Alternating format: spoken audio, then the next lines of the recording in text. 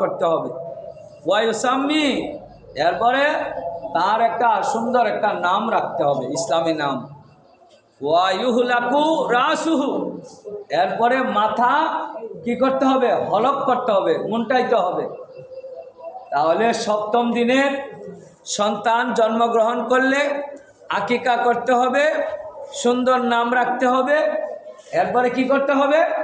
মাথা মুন্ডন করতে হবে। আজকাল তো দেখা গেছে অনেক ডাক্তাররা বলে যে মাথা মুন্টায়ও না, এমন বলে কি বলে না?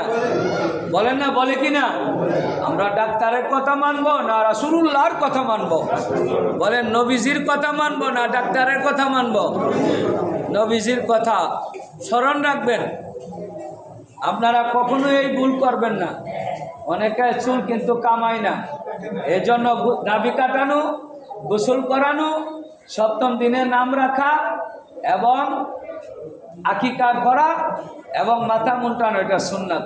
আওয়াজ করে বলি না সুবহান। এটা বাবার উপর, বাপ মার উপর এটা অধিকার, সন্তানের অধিকার। এটা রাসূল পাক সাল্লাল্লাহু আলাইহি ওয়াসাল্লাম বলছেন, এবার শুনেন।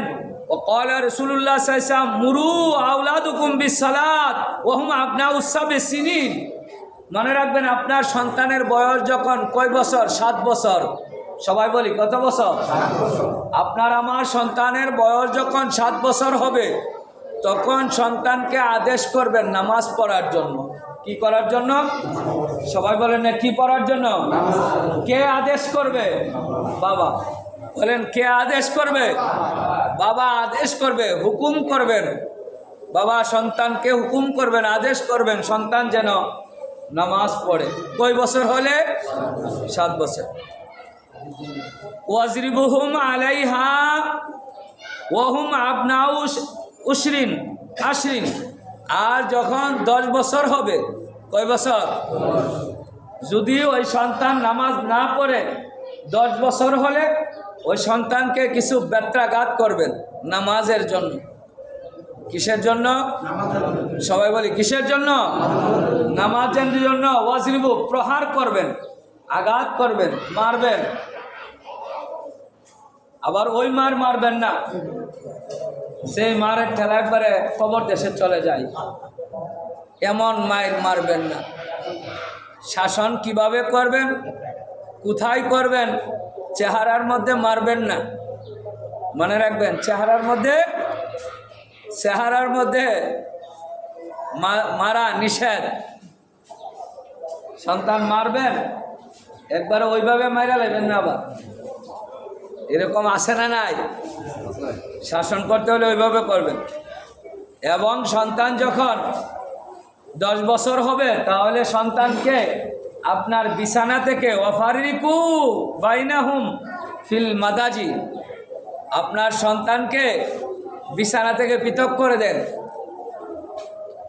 সন্তান কত বছর হলে? 10 বছর হলে কি করবেন? পৃথক করে দিবেন, বিছানা থেকে পৃথক করে দিবেন। একসাথে আর মা বাবার লোক একসাথে আর থাকতে দিবেন না। وقال رسول الله صلى الله عليه وسلم أدبوا أولادكم على 3 خصال حب نبيكم وحب أهل بيته وعلى قراءة القرآن। আওয়াজ করে বলি সুবহানাল্লাহ।